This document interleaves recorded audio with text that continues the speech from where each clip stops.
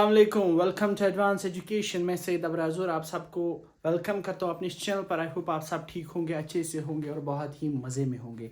और आप लोगों को मैं शुक्रिया करना चाहता हूँ, थैंक यू। आप लोग बहुत ज़्यादा सपोर्ट कर रहे हो, आप लोगों की वजह से अभी 800 सब्सक्राइबर्स भी पूरे हो गए। आप ज़्यादा से ज़्यादा सपोर्ट कीजिए। हम इंशाल्लाह आगे बहुत ही मज़ा आने वाला है। ज़बरदस्त से ज़बरदस्त कंटेंट आने वाले हैं, चाहे वो फिज़िकल रिलेटेड हो, ट्रैकिंग रिलेटेड हो, एक्सप्लोरिंग के रिलेटेड हो, एवरीथिंग अपलोड होगा। आप बस सपोर्ट कीजिए। तो हम कहाँ पर थे पिछले वाले वीडियो में, जब हमने डिस्कस किया था, हमने पहला सेल ऑर्गेनेलीज उसमें पढ़ा था वैक्यूल्स। आज हम सेकंड सेल ऑर्गेनेलीज पढ़ेंगे, एंडोप्लाज्मिक रेटिक्यूलम। ये हमारा सेल ऑर्गेनेलीज है। हमने पहले ही बताया कि हम वन बाय वन डिस्कस करेंगे ताकि हम कुछ भी ना छोड़े, हम एक ही वीडियो में सब कवर ना कर ले, हम इनको स्टेप बाय स्टेप हम डिस्कस कर ले। तो आइए, एंडोप्लाज्मिक रेटिक्यूलम पहले ही क्या है, एक सेल ऑर्गेनेलीज है और मेम्ब्रेन बाउंड ऑर्गेनेली है। ये क्या है, एक मेम्ब्रेन बाउंड कवर्ड ऑर्गेनेली है।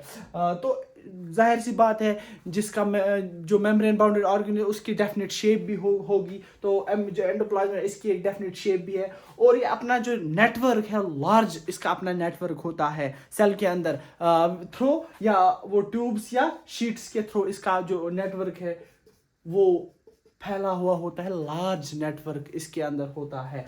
ये खुद में ही लार्ज नेटवर्क होता है सेल के अंदर। तो फिर ऑकर्स इन थ्री फॉर्म्स। क्या मतलब कि ये तीन शेप में प्रेजेंट पाया जाता है सेल के अंदर। इसकी जो फॉर्म्स है वो तीन शेप्स है। पहला लॉन्ग ट्यूब्यूल्स, ये लॉन्ग ट्यूब्यूल्स। अब यहां पर देखिए, ये जो ट्यूब्स है, ट्यूब्स इन्हीं को, एक तो इस शेप में आपको एंडोप्लाज्मिक रेटिकुलम दिखेगा। जब आप माइक्रोस्कोप के अंदर ऑब्जर्वेशन करोगे तब आप देखिए कि इस शेप के इस जैसे शेप, ट्यूब्यूल्स की शेप की तरह आपको ये एंडोप्लाज्मिक रेटिकुलम देखने को मिलेगा। उसके बाद सेकंड वन है वेसाइकल ओब्लॉन्ग बैग्स। वेसाइकल्स होता क्या है, देखिए अभी आप, ये छोटा सा बैग है, छोटा सा। तो फिर अगर हम इसको बड़ा करेंगे, ये कुछ इस शेप का बन जाएगा, कुछ इस शेप का बन जाएगा। इसका मतलब इसका जो शेप है वो बैग लाइक वेसाइकल्स, जैसे वेसाइकल्स की शेप होती है। स्मॉल बैग, स्मॉल पैच होते, बैग्स होते, फिर वो बड़े होते जाते हैं। सेम यहाँ पर भी जो एंडोप्लाज्मिक रेटिकुलम है, ये बैग लाइक स्ट्रक्चर्स को देखने को आपको मिलेंगे। इसके बाद सिस्टर्निया क्लोज, थर्ड कौन सी शेप है, सिस्टर्निया। सिस्टर्निया क्या होता है, देखिए ये जो आपको ये फोल्डेड डायग्राम में आपको ये फोल्डेड शीट्स आपको देखने को मिलेगी। यहां से ये जो फोल्डेड इस तरह की, कुछ इस तरह, ये जो फोल्डेड होती है इसको बोलते हैं सिस्टर्निया। क्या बोलते हैं, cisternae. That means it has three forms, three shapes. First one is long tubules, vesicle, oblong bags and cisternae. और देखिए जो ये होता है ना एंडोप्लाज्म रेटिकुलम, ये दो साइड से कनेक्ट होता है। एक साइड से ही न्यूक्लियस के थ्रू, न्यूक्लियस के साथ कनेक्ट होता है, और जो नीचे वाला हिस्सा होता है, जो इसका दूसरा वाला हिस्सा होता है, वो किसके साथ कनेक्ट होता है, वो प्लाज्मा मेम्ब्रेन के साथ कनेक्ट होता है। देखिए ये आप न्यूक्लियस ले लीजिए, ये न्यूक्लियस है। यहां से ये क्या है, एंडोप्लाज्म, ईआर यहां से ये कनेक्टेड है। तो इस किसके साथ एंडोप्लाज्मिक रेटिकुलम कनेक्ट है, एंडोप्लाज्मिक रेटिकुलम न्यूक्लियस के साथ कनेक्टेड है। जो ऊपर वाला हिस्सा है वो न्यूक्लियस के साथ कनेक्टेड है। अब जो ये वाला हिस्सा है, ये किसके साथ कनेक्टेड है, ये यहां से ऐसे ऐसे ऐसे, जो मैंने ये आर्क यहां पर मार्क किए डाली, ये आर्क, तो ये यहां प्लाज्मा मेम्ब्रेन के साथ कनेक्ट होगा। तो यहां attachment, one side with plasma membrane, another side कौन सा होता है, न्यूक्लियर मेम्ब्रेन, जिसको हम बोलते हैं प्लाज्मा मेम्ब्रेन। यहां से ये प्लाज्मा मेम्ब्रेन भी प्लाज्मा मेम्ब्रेन के साथ होता है, और यहाँ से न्यूक्लियर मेम्ब्रेन के साथ होता है। जो न्यूक्लियस का मेम्ब्रेन है उसको हम बोलते हैं न्यूक्लियर मेम्ब्रेन। जो सेल की जो कवरिंग होती है उसको बोलते हैं प्लाज्मा मेम्ब्रेन। नीचे वाला हिस्सा प्लाज्मा मेम्ब्रेन के साथ, ऊपर वाला हिस्सा किसके साथ? न्यूक्लियर मेम्ब्रेन के साथ। इसकी अटैचमेंट होता है। 2 टाइप्स के endoplasmic reticulum, one is SER, second one is RER, rough endoplasmic reticulum और स्मूथ एंडोप्लाज्मिक रेटिकुलम। अभी देखेंगे रफ किसको कहते हैं, स्मूथ किसको हम कहेंगे। RER, रफ, स्मूथ, ये इसके टाइप से स्मूथ एंडोप्लाज्मिक रेटिकुलम और रफ एंडोप्लाज्मिक रेटिकुलम। तो ये किसके साथ इसकी अटैचमेंट है? न्यूक्लियर मेम्ब्रेन के साथ और प्लाज्मा मेम्ब्रेन के साथ। और यहां पर जो स्पेस होती है, जो ये स्पेस होती है, इसको बोलते हैं सिस्टर्नल स्पेस। सिस्टर्नल स्पेस जो किसके बीच में होते हैं? इन सिस्टर्निया के बीच में जो स्पेस होते हैं, जो फोल्ड्स होते हैं, इन फोल्डेड के बीच में जो स्पेस होती है उनको बोलते हैं सिस्टर्नल स्पेस। तो चलिए अब हम 2 टाइप्स, जो इसके 2 टाइप्स से वो डिस्कस कर लेते हैं, और फंक्शंस क्या है एंडोप्लाज्मिक रेटिकुलम के वो भी हम डिस्कस कर लेंगे। तो पहले रफ एंडोप्लाज्मिक रेटिकुलम। रफ क्यों होता है? जो एंडोप्लाज्मिक रेटिकुलम उसके 2 टाइप से, पर फिर ये रफ एंडोप्लाज्म ये क्यों रफ होता है, वजह क्या है? अभी हमने क्या बताया, डायग्राम बनाई थी, कुछ ऐसी फोल्डेड थी, कुछ उसमें ऐसे ट्यूब्यूल्स थे, कुछ बैग्स थे।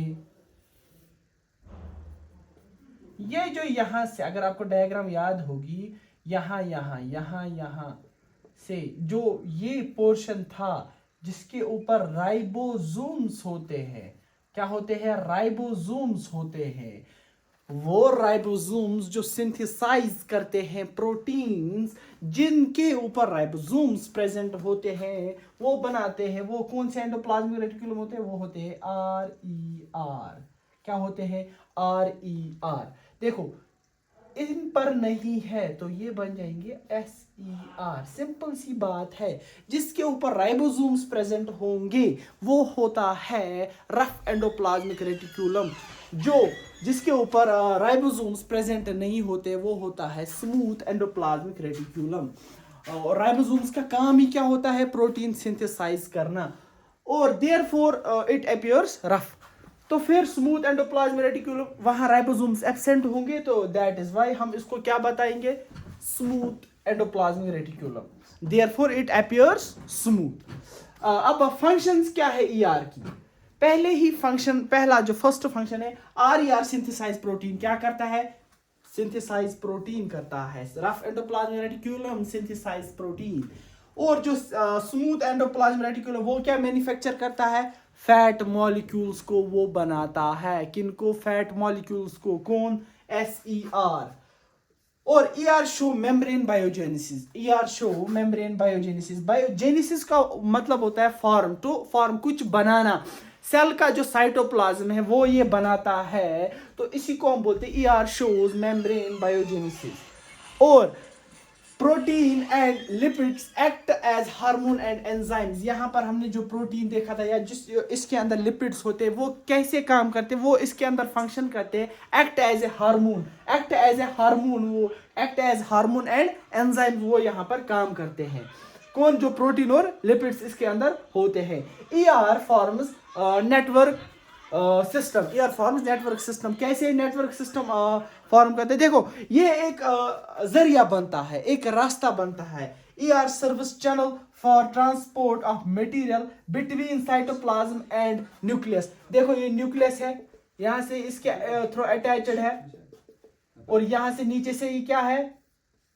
ये न्यूक्लियर मेम्ब्रेन के थ्रू अटैच्ड है। यहां से प्लाज्मा मेम्ब्रेन है, यहां से न्यूक्लियर मेम्ब्रेन है। यहां से देखिए जो यहां का मटेरियल होगा, जो न्यूक्लियस के अंदर मटेरियल होगा, उसको बाहर आना होगा, तो वो ये इसका जरिया बनेगा, रास्ता। यहाँ से सेल से जो मटेरियल होगा, ये रास्ता बनेगा, अंदर जाएगा। तो ये एक क्या करता है? काम करता है service channel for transport of material between cytoplasm and nucleus.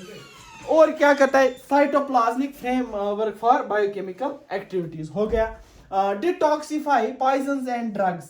Detoxify poisons and drugs, यानी कि जो भी सेल के अंदर कोई भी खतरनाक चीज़ जाएगी, कोई भी पॉइजन जाएगा जो सेल के लिए ख़तरा हो, जो सेल के लिए क्या हो, सेल के लिए ख़तरा हो, कोई पॉइजन जाएगा जो सेल को नुकसान पहुंचाए, सेल को डैमेज करे, तो उसको ये क्या करता है, डिटॉक्सिफाई, ख़त्म करता है। क्या करता है?